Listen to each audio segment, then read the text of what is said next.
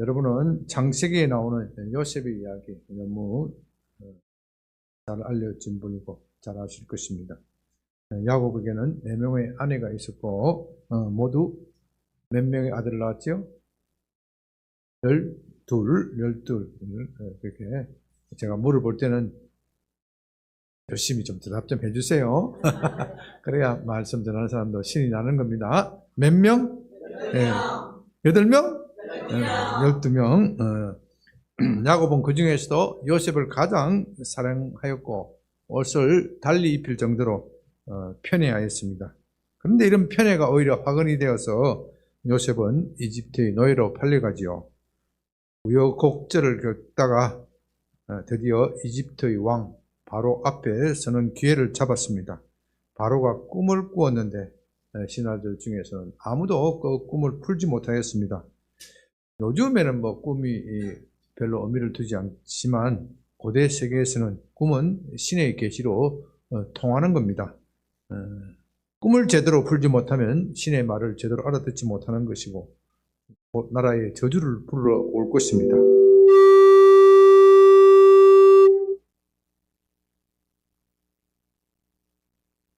잠자는 분이 있어요.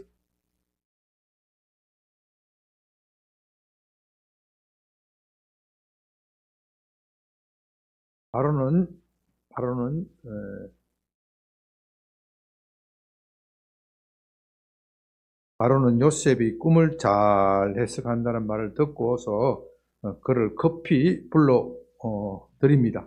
창세기 41장 14절. 이에 바로가 사람을 보내어 요셉을 부르매 그들이 급히 그를 옥에서 내놓은지라. 요셉이 곧 수염을 깎고 그의 옷을 갈아입고 바로에게 들어가니. 요셉이 감옥에 있었던 기간은 대략 2년 이상은 된다. 그렇게 보고 있습니다. 저는 햇볕도 제대로 비치지 못하는 감옥 속에서 수염도 제대로 깎지 못하였을 것이고 옷도 제대로 입었겠습니까? 그러나 왕 앞으로 가는 사람은 그렇게 초췌한 모습으로 갈 수는 없습니다.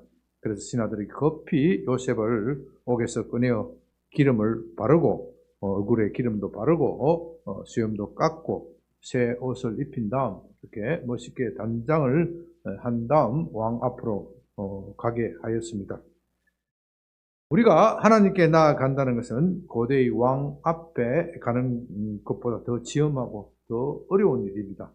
아무리 왕이라고 할지라도 그는 한 지역을 다스리는 사람일 뿐입니다. 그것도 우리가 이 세상에 살 때만 영향력을 미치는 것이지 죽어서는 우리와 아무 상관이 없습니다. 그러나 하나님은 온 우주의 왕이십니다. 우리가 살아있을 때뿐만 아니라 죽었어도 다음 세상에서도 영원히 다스리시는 영원한 왕이십니다. 그런 하나님 앞에 가는 우리가 어떻게 인간 왕 앞에 가는 것과 비교할 수 있겠습니까? 그러므로 우리가 하나님 앞에 가기 위해서는 먼저 자신의 몸과 옷차림을 살펴야 합니다. 그런데 성경은 우리가 하나님 앞에 갈 때 그런 외형적인 모습보다는 죄를 먼저 씻으라. 그렇게 말합니다. 우리가 모욕하고 옷을 갈아입히면 새 사람으로 겉모양을 단장할 수는 있습니다. 그러나 마음속까지는 그렇게 할 수 없지요. 오히려 마음속에 다른 마음을 품고 겉만 번지르르하게 나타나면 위선의 죄를 범할 수 있습니다. 하나님은 사람의 마음을 다 아십니다. 마음속에 반항심을 품고 오는 것인지 아니면 진심으로 하나님을 사랑하고 순종하는 마음으로 오는 것인지 다 아십니다. 부정한 마음으로 품고 오면 오히려 하나님의 진노를 살 것입니다. 그렇게 되면 차라리 하나님께 나아가지 않는 것보다도 못할 수가 있습니다.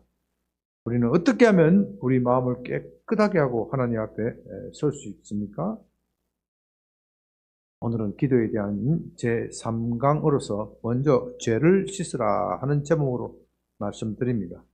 기도는 우리가 먼저 말하는 것이 아니라 누가 먼저 말하는 것이라고 했죠?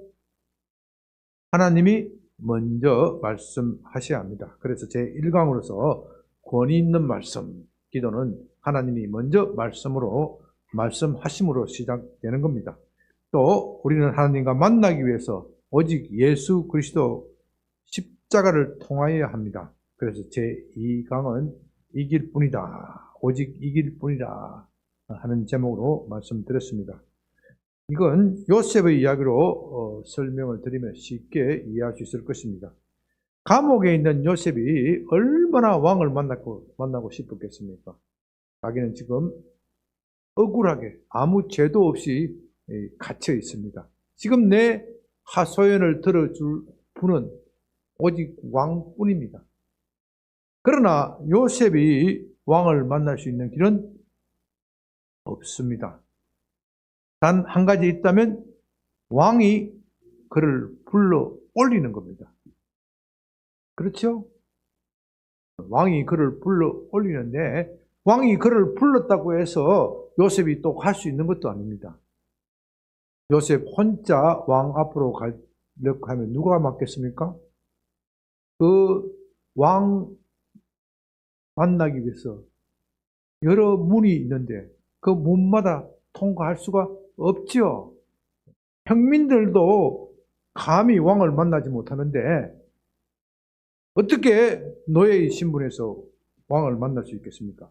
그러므로 요셉이 바로 왕 앞에 서기 위해서는 그를 인도하는 누가 있어야 돼요? 가이드가 있어야 됩니다. 가이드. 그를 인도하는 왕의 대신이 있어야 합니다. 그렇죠? 그렇기 때문에 하나님이 먼저 우리가 하나님과 만나면서 기도하기 위해서는 하나님 먼저 우리를 부르셔야 하고 우리가 하나님이 부르셨다고 해서 우리가 하나님을 만날 수 있는 것이 아니고 우리를 인도하는 누구? 예수 그리스도가 있어야 됩니다. 그리해야 우리가 하나님 앞에 설 수 있는 것입니다. 그러나 그것으로 끝이 아닙니다. 그렇게 하나님 앞에 서게 되는 기회를 가졌다고 하더라도 우리의 남루한 옷차림으로 갈 수가 없습니다. 그렇기 때문에 어떻게 해야 한다고요? 먼저 우리의 마음을 씻어야 합니다. 그렇다면 우리가 어떻게 우리의 마음을 씻을 수 있습니까? 어떻게 하면 우리의 죄를 씻을 수 있습니까? 본문을 통하여 알아보는 겁니다. 먼저 우리가 알아야 할 것은 죄는 하나님과 우리 사이를 갈라놓는다는 사실입니다. 죄가 있는 사람은 아무리 기도해도 하나님이 들어주시지 않습니다. 이 말은 오해하지 마시기 바랍니다. 하나님께서 죄인의 기도를 전혀 들으시지 않는다. 그런 뜻은 아닙니다. 하나님은 가끔 죄인의 기도도 들어주십니다. 심지어 예수 믿지 않는 사람들도 하나님께서 가끔은 들어주십니다. 그래서 이방 세계에서도 하늘의 진노를 사면 어떻게 돼요?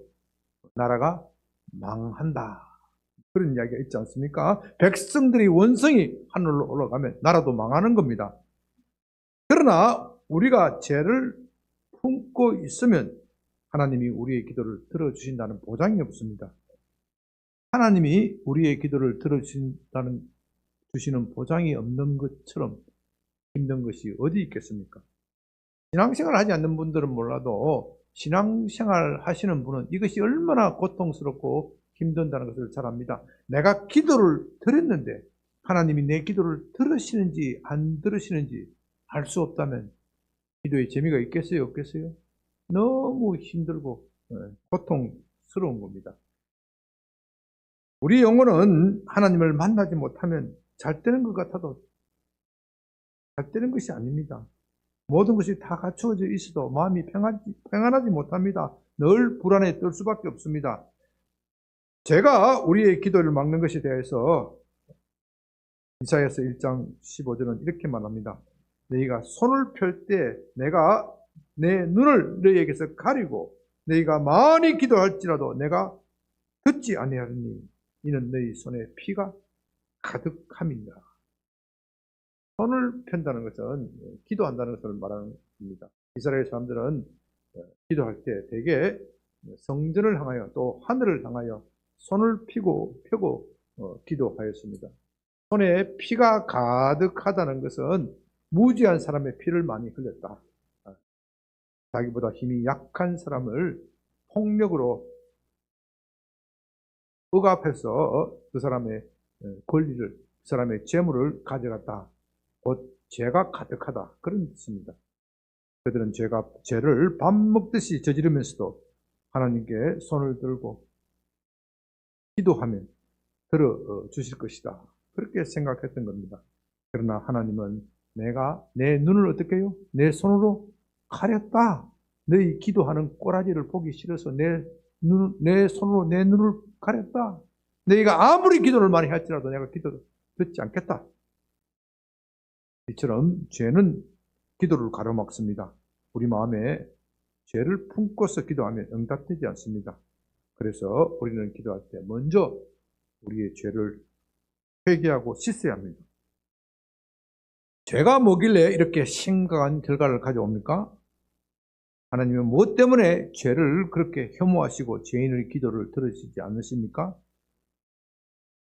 우리는 이 점을 잘 이해해야 합니다. 우리는 죄라고 하면 어떤 구체적인 행동을 먼저 떠올립니다. 예를 들면 아이들이 거짓말을 하거나, 급하면 거짓말을 하거나, 또 우리도 거짓말을 하거나, 또 부모님의 지갑에서 돈을 슬쩍 하는 것, 그런 것을 먼저 떠올리죠. 그래서 어떤 사람은 그까짓 좀 죄를 범했다고 해서 부모님의 지갑에 돈을 좀 슬쩍 했다고 해서 하나님이 우리 아버지라고 하는데 어떻게 그렇게 사람을 심하게 벌할 수 있을까?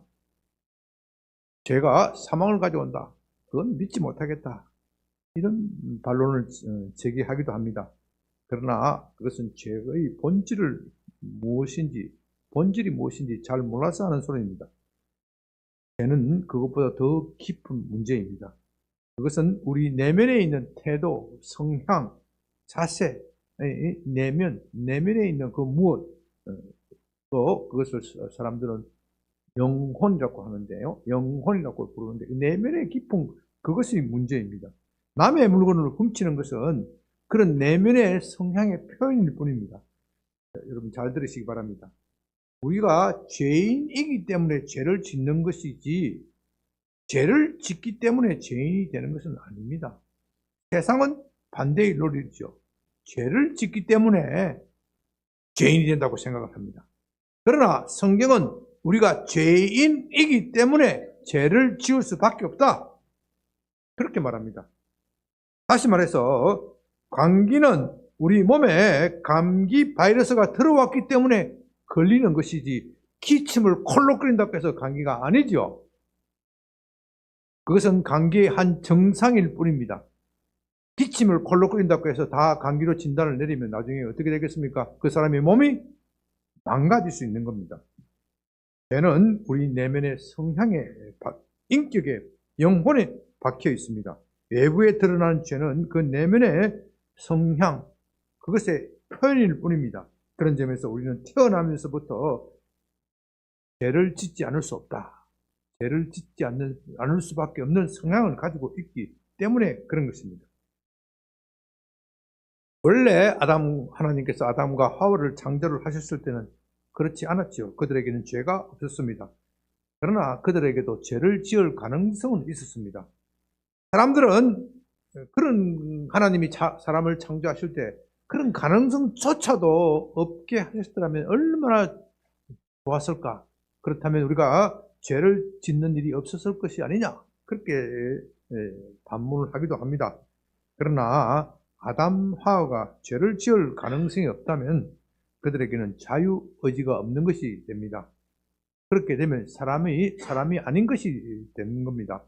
자유의지란 참 고귀한 것이죠. 그것 때문에 우리가 다른 동물과 구별되는 겁니다. 아무리 자연세계에서 뛰어난 동물이더라도 자유의지를 가진 존재는 오직 인간뿐입니다. 그러나 이 자유의지 때문에 우리가 죄를 짓기도 하는 겁니다. 이 문제는 신학이나 철학에서 아주 골치 아픈 문제로 다루고 있는데 주일 예배 시간에는 이 정도 이해해도 충분합니다. 그런데 아담과 하와는 사탄의 유혹에 빠져서 죄를 지었지요. 하나님이 먹지 말라고 하는 선악을 알게 하는 나무, 그 나무의 열매를 먹었습니다. 그런데 여기서 우리가 도대체 아담과 하와가 뱀의 어떤 말에 속아서 그렇게 엄청난 죄를 지었을까? 그 점을 좀 생각해 볼 필요가 있습니다. 뱀이 유혹한 말은 이것이죠. 정말로 하나님이 그 열매를 먹지 말라고 했더냐? 아니다. 네가 이 열매를 먹기만 하면 어떻게 된다고요? 눈이 밝아져서 하나님처럼 될 것이다. 여기에 하와가 속은 결정적인 말이 있습니다.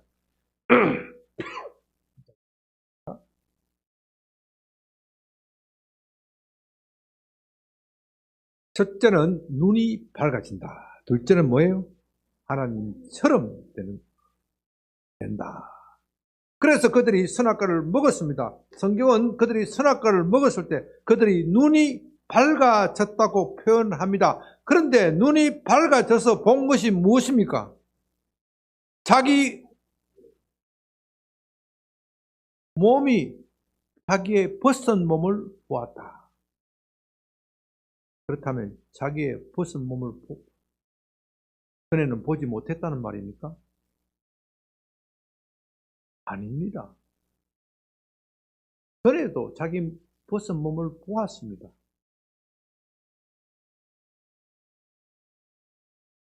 그러니까 성경의 이런 표현은 일종의 비꼬는 거예요. 너가 사탄에 속아서 눈이 밝아졌다고 했는데 본 게 뭐냐?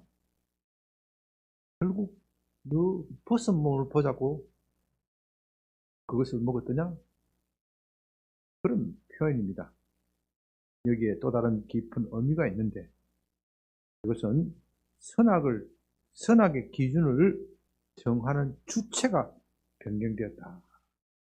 여기에 그들이 왜 부끄러워했느냐? 자기의 벗은 몸을 부끄러워했느냐?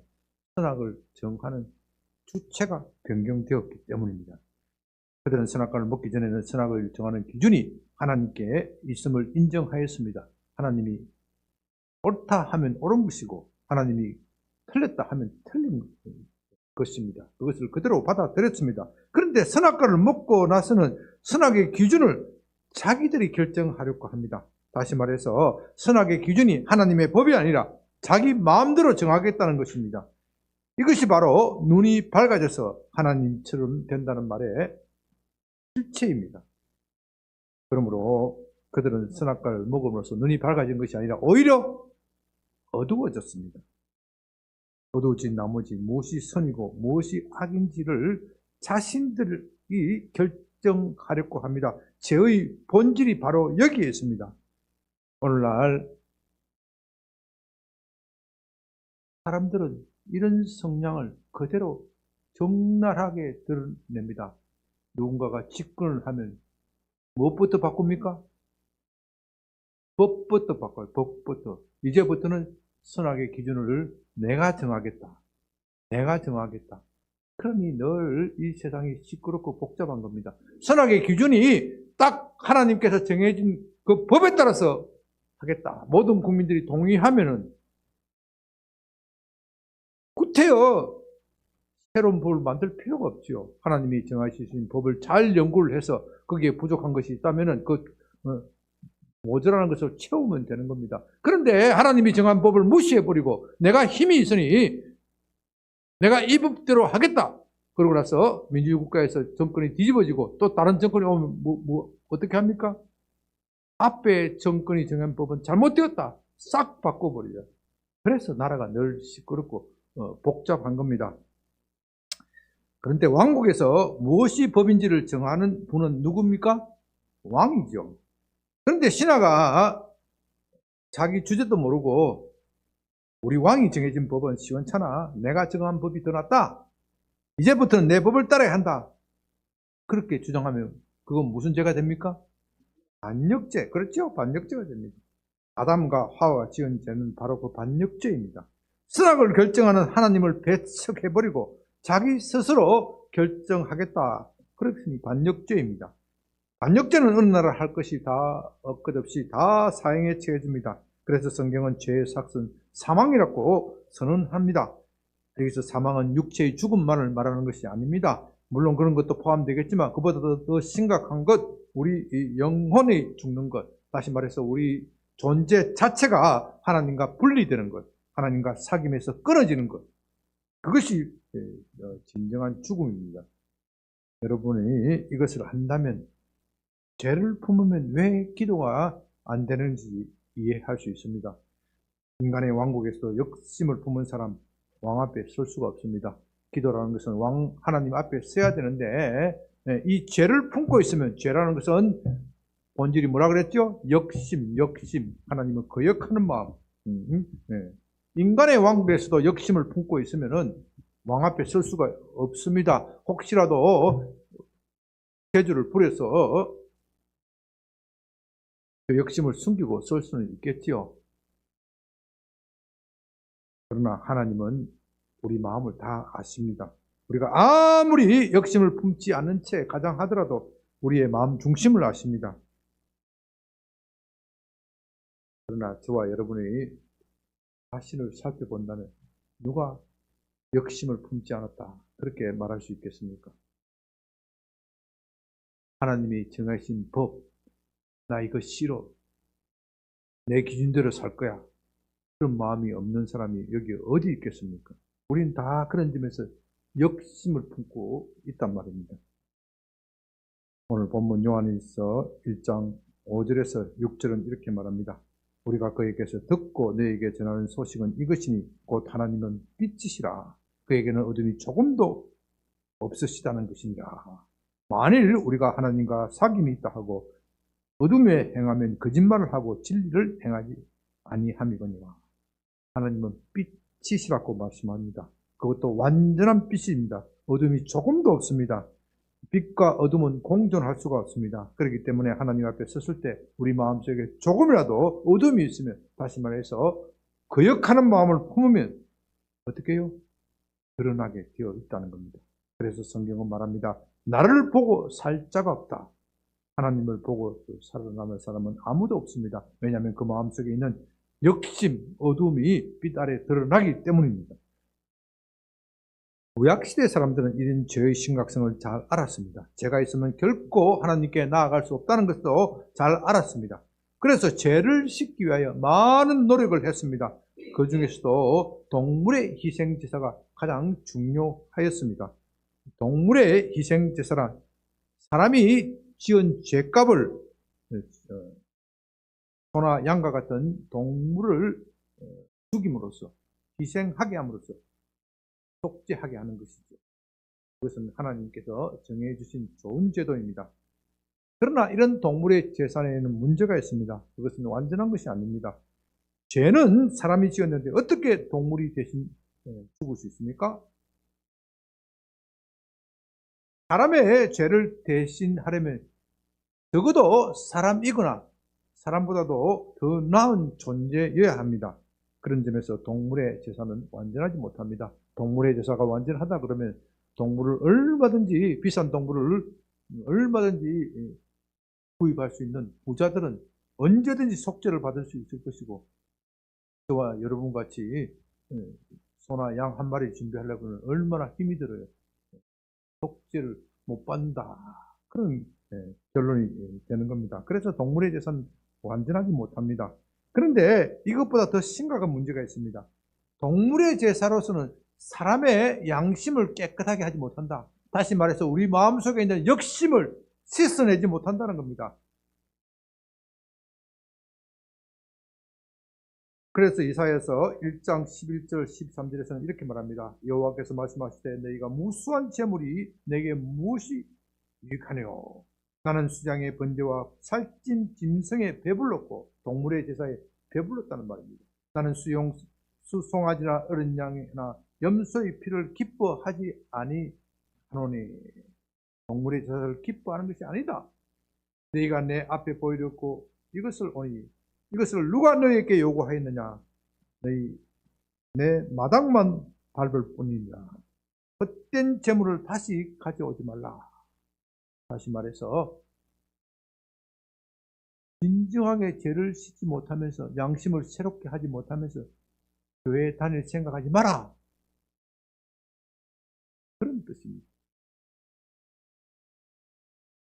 저는 얼마나 동물 희생 제사에 열심이었습니다. 동물 가운데 가장 기름진 것, 한 것, 값진 것, 그것을 가지고 하나님께 드렸습니다. 그렇게 하면 하나님께서 그들의 기도를 들어주실 것이다. 복을 주실 것이다. 그렇게 믿었습니다. 그러나 하나님은 말씀하십니다. 나는 너희들의 제사에 지쳤다. 너희가 헛되게 마당만 바른다.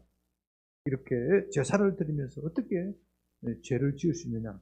차라리 재물을 가져오는 것이 안 가져오는 것이 낫겠다. 제사는 자신이 지은 죄를 동물이 대신 진다. 그런 의미도 있지만 그에 못지않게 그것은 사람의 양심을 깨끗하게 하는 겁니다. 그걸 생각해야 합니다. 동물의 희생제사에서 서양들이 소나 양을 칼로 내리쳐 피를 흘리게 합니다. 그러면 동물이 어떻게 해요? 네 하고 피를 흘리면서 죽는 것이죠. 그때 제사를 드리는 사람이 진짜 죽어야 할 놈은 난데 죄도 없는 저 동물이 죽구나. 걔는 정말 무섭다. 나는 다시는 죄를 짓지 않을 것이다. 다시는 욕심을 품지 않을 것이야. 이렇게 생각하고 죄를 짓지 않도록 힘을 써야 합니다. 그러나 그런 이런 양심의 가책도 없이 제사를 드렸다는 겁니다. 그래서 하나님은 그들의 제사를 물리치신 것입니다. 그것을 가지고 히브리서 10장 4절에서는 황소와 염소의 피로서는 죄를 없애지 못한다. 그렇게 말합니다. 그것으로서는 사람의 양심을 깨끗하게 하지 못한다. 그래서 동물의 제사는 불완전하다고 말하는 겁니다. 그렇다면 하나님께서 왜 굳이 동물의 제사를 개정하시고 이스라엘 백성들에게 주신 것입니까? 그 이유는 장차 완전한 제사를 주시겠다는 약속입니다. 장차 내가 완전한 제사를 줄 것이다. 그 제사를 바라보아라. 그 완전한 제사를 바라보아라. 그렇기 때문에 동물의 제사는 장차 나타날 완전한 제사의 그림자이고 또 신학자들은 예표라는 말을 잘 씁니다.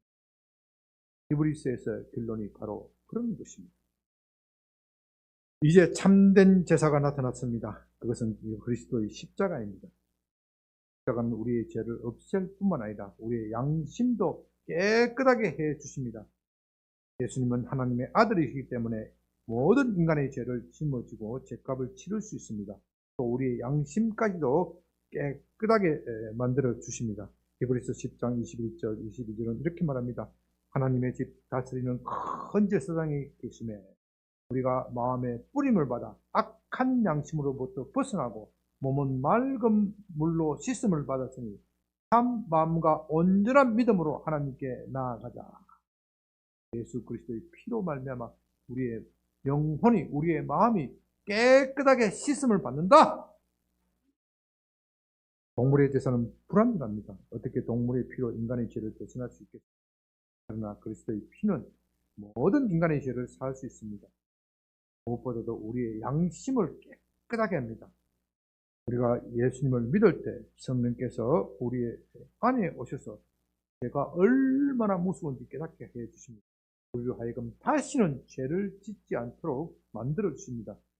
우리 안에 있는 하나님에 대한 욕심, 반항심, 죄를 짓고자 하는 성향, 죄를 좋아하는 이 못된 버릇, 이런 것들을 고쳐 주십니다. 이것에 대해서 잘 들어야 합니다. 이 말은 우리가 예수님을 믿는 순간에 성령께서 단번에 우리를 완전하게 새 사람으로 만들어 주신다. 그런 뜻은 아닙니다. 만일 우리의 의지와는 상관없이 그렇게 완전히 우리가 단번에 새 사람이 되었다면 우리는 인간이 아닌 것이 됩니다. 우리의 자유의지가 없어지는 겁니다. 그렇기 때문에 그런 것은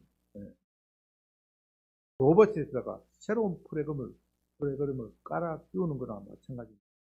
그럴 수 있다는 것은 그런 의미가 아닙니다. 성령께서 우리의 양심을 고치시는 일은 시간을 두고 진행되는 겁니다. 왜냐하면 우리가 사람이고 자유의지를 가지고 있기 때문입니다. 성령은 먼저 우리에게 오셔서 우리의 인격에, 우리의 내면에 설득하십니다. 죄가 얼마나 무서운지 깨닫게 해주시고 하나님이 얼마나 죄를 싫어하시는지 알게 해주십니다. 그렇게 하심으로써 우리가 죄를 싫어하도록 만들어 주십니다. 다시는 죄를 짓지 않겠다, 그런 결단을 하도록 합니다. 그런데 이 모든 과정에서 성령께서 우리를 도와주시지만 결코 자신을 드러내지 않습니다. 자신을 드러내지 않는다는 말은 강제로 하지 않는다는 뜻입니다. 성령께서 그렇게 엄밀하게 작용하는 것을 우리가 인지하지 못하지만 나중에 그렇게 깨닫게 되는 겁니다. 그렇기 때문에 성령의 감화를 받은 사람은 성령께서 그게 억지로 하시는 것이 아니라 자기 스스로 마음에 결단하고 내가 다시는 죄를 짓지 않도록 하겠다, 결심을 서게 되는 겁니다. 우리는 이렇게 하여 점점점 죄에 대해서 민감해지고 죄를 지으면 양심이 견딜 수 없게 되는 겁니다. 그렇게 하면서 우리는 점점점 어두움에서 멀어지고 빛의 빛으로 더 가까이 가게 되는 겁니다. 네, 이것을 여러분들이 알았으면 오늘 본문이 요한 1서 1장의 말씀을 본격적으로 살펴보겠습니다. 오늘 본문의 말씀이 쉬운 것이 아닙니다. 전 읽는 분들은 이게 무슨 소리일까? 신앙생활을 좀 오래 한 분들도 이 말씀을 제대로 이해하지 못하여 잘못된 가르침, 심지어 이단으로 가는 사람들도 있습니다. 그렇기 때문에 여러분들은 이 본문 말씀을 잘 읽어야 합니다. 여러분들이 성경을 읽을 때 무엇보다도 성경의 문맥을 잘 잡아야 됩니다. 성경 어느 한 구절만 확대해서 읽으면 하나님의 말씀을 본뜻을 포착하는 데 실패하는 겁니다. 말씀 드릴 때 주의 깊게 들어주시기 바랍니다. 6절, 만일 우리가 하나님과 사귐이 있다고 어둠에 행하면 거짓말을 하고 진리를 행하지 아니함이거니와. 어둠에 행한다, 이건 죄를 계속 짓는다는 것을 말하는 것이죠. 우리가 하나님과 교제한다고 말하면서 죄를 계속 짓는 것은 그의 기도가 거짓입니다. 왜냐하면 하나님께서는 그런 사람을 만나 주시지 않으시기 때문입니다. 그가 아무리 능력이 있고 귀신을 쫓아낸다고 하더라도 그는 어둠의 사람입니다. 이런 문제에 대해서는 나중에 3부 예배 때 다시 또 설명을 드립니다. 그러나 문제는 우리가 어떻게 우리의 힘으로 어려운 행치를 할 수 있습니까? 여기 내가 7절은 이렇게 말합니다. 그가 빛 가운데 계신 것 같이 우리도 빛 가운데 행하면 우리가 서로 사귐이 있고 그 아들 예수의 피가 우리를 모든 죄에서 깨끗하게 하실 것이요.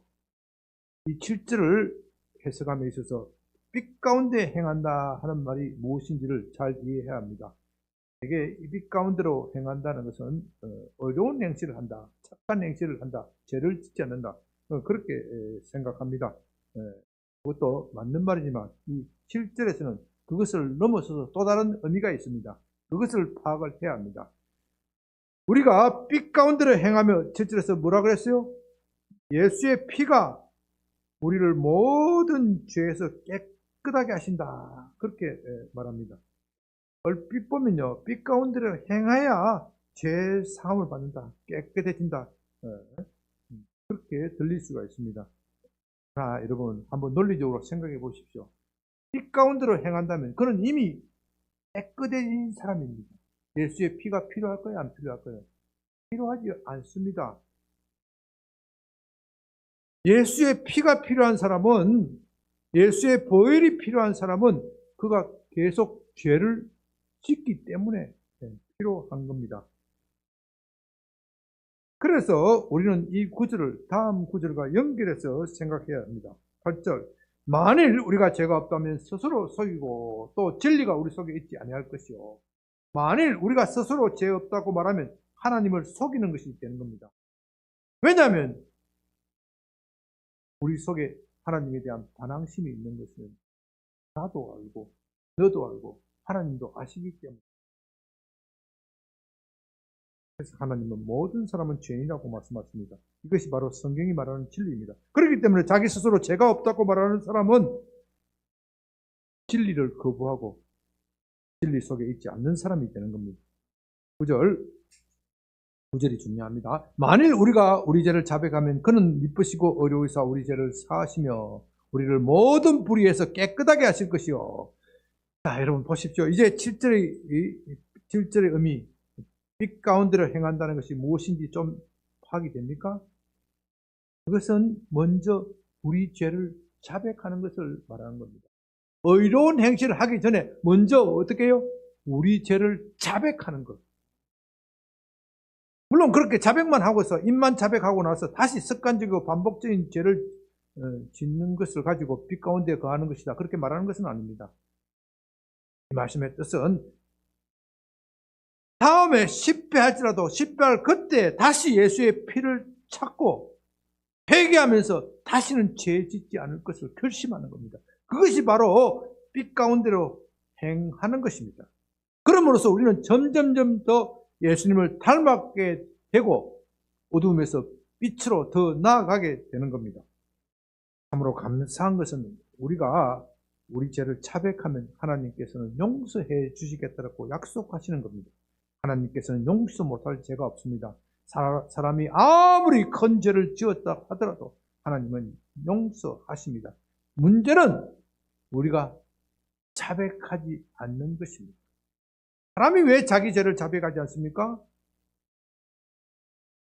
그 이유는 자기가 죄를 지었다는 사실을 인정하지 않기 때문입니다. 형벌이 무서워서 자백할 수는 있지만 진심으로 내가 죄를 지었구나 그렇게 고백하는 사람, 제가 교도소 수당도 하고 했지만 별로 못 봤습니다. 내가 이 교도소에 오는 데는 다 이유가 있다. 말 못할 사연이 있다. 당신이 몰라서 그렇지. 그렇기 때문에 흔히 하는 말로 공동묘지에 가도 뭐라 그래요? 핑계 없는 무덤은 없다. 죄를 지을 때는 다 핑계가 있습니다. 사람이 왜 핑계를 댑니까? 죄를 지었는데 왜 핑계를 댑니까? 누가 죄라는 기준이 내게 있기 때문에. 내게 있기 때문에. 하나님께 그렇게 생각하면 절대로 그런 생각이 할 수가 없는 겁니다. 이런 삐뚤어진 마음을 고쳐지지 않고서는 진정한 회개에 이를 수 없습니다. 그래서 성령께서는 우리에게 우리가 진정한 회개를 하도록 하기 위해서 먼저 우리의 이런 삐뚤어진 마음을 고치십니다. 선악의 기준이 우리에게 있는 것이 아니라 하나님께 있음을 우리에게 각인시켜 주십니다. 각인이란 말이 중요해요. 그냥 깨닫게 하는 것이 아니라 깊이 우리 마음속 내리에 가슴속 깊이 깨닫게 해 주십니다. 여러분은 이렇게 선악의 기준, 여러분 마음속에 선악의 기준이 바뀐 것을 경험한 적이 있습니까? 그것을 경험해. 시선이 되는 것입니다. 내가 회개가 되는 겁니다. 내가 아닌 줄로 깨달았는데 어느 날 갑자기 죄인 것으로 깨달아집니다. 그리고 그럴 때 내가 감당할 수 없는 눈물과 탄식이 쏟아집니다. 내가 어쩌자고 그런 죄를 지었다는 말인가? 우상숭배를 하는 사람, 나무에다가 놓고 절하는 사람. 내가 얼마나 답답했으면 그렇게 우상숭배를 듣겠습니까? 왜 하나님께서 나를 만나주시지 않으시니까 내가 글로 간 거 아닙니까? 우상숭배도 할 변명이 있어요. 그런데 어느 날 그 순간에 어느 날 성령께서 콱 마음속에 깨닫게 해주십니다. 우상숭배는 엄청난 죄야. 하나님께서 가장 싫어하는 죄야. 우상숭배하는 자는 다 지옥불에 떨어질 것이야. 이 지옥불이 갑자기 체험이 되는 거예요. 선악의 기준이 내게 있는 것이 아니라 하나님께 있음을 깨달아지면서 갑자기 지옥불이 내게 오니 그 사람이 어떻게 돼요? 두려움 속에 벌벌벌 뜨는 겁니다. 그래서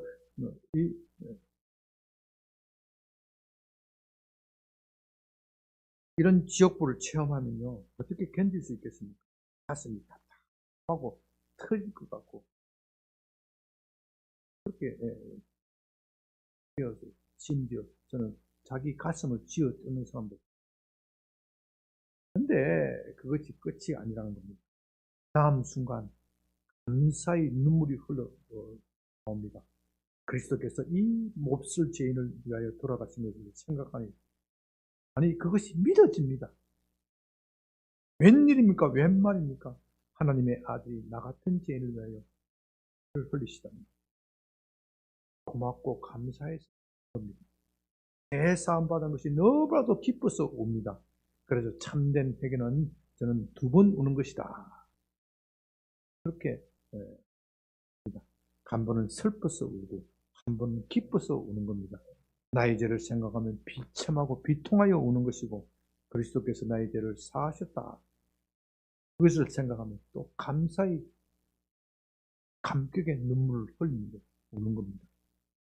이렇게 해서 우리의 양심은 새로워집니다. 참된 회개를 경험한 사람이 어떻게 또다시 죄를 금할 수 있겠습니까? 어떻게 다시 그리스도를 십자가에 못 박을 수 있겠습니까?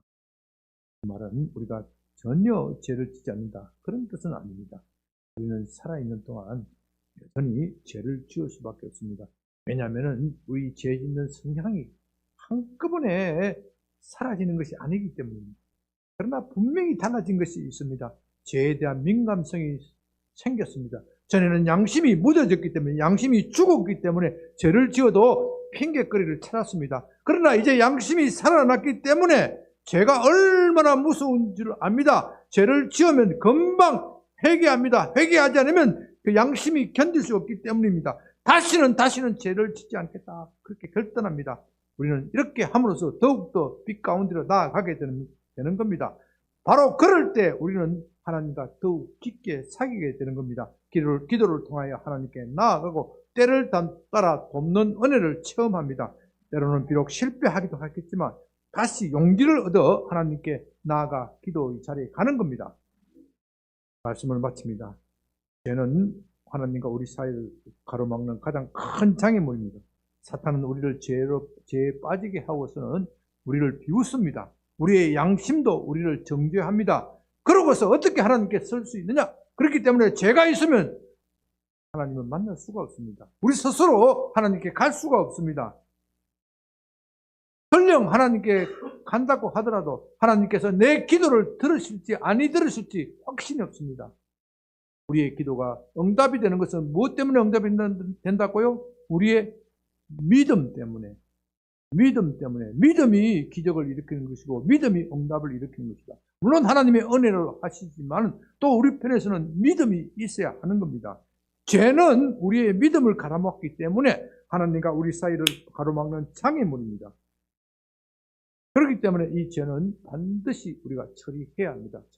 죄를 처리하는 방법은 오직 회개뿐입니다. 구체적으로 어떻게 해결할 것이냐 마지막으로 이것만 말씀드립니다. 우리는 회개라고 하면요 늘 이렇게 생각합니다.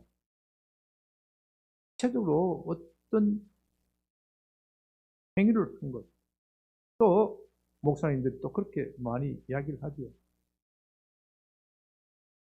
구체적으로 회개를 해야 하나님이 용서하실 것이 아니에요.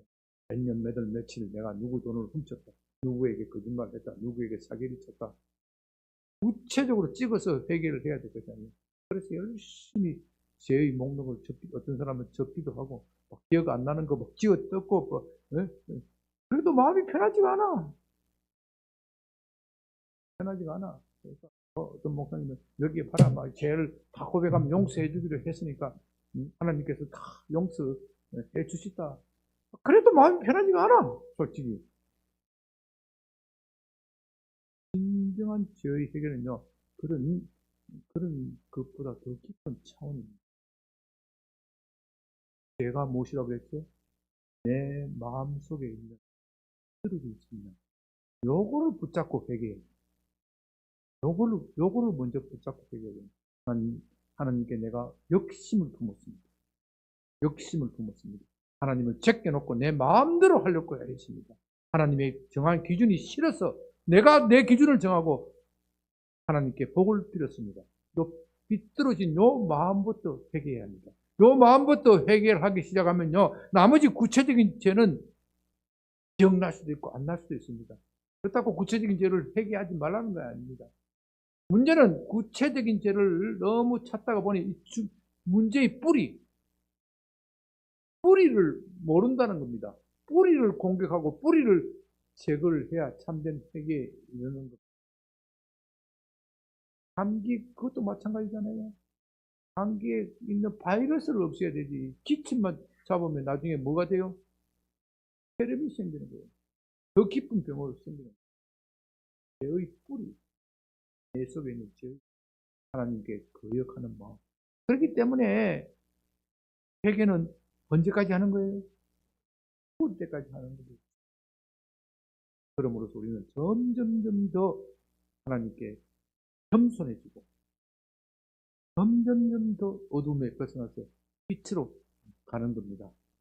2025년을 보내면서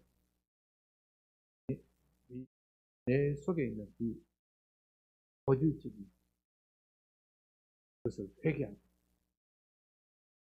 예수로 마음이 새롭게 되었습니다. 주님입니다. 고통이 활발해지고 복받는 여러분이 되시길 바랍니다. 주님 감사합니다. 말씀으로 깨우쳐 주셔서 감사드립니다. 제가 얼마나 무섭고 우리의 기도를 가로막는 것인지 알게 해주시니 감사드립니다.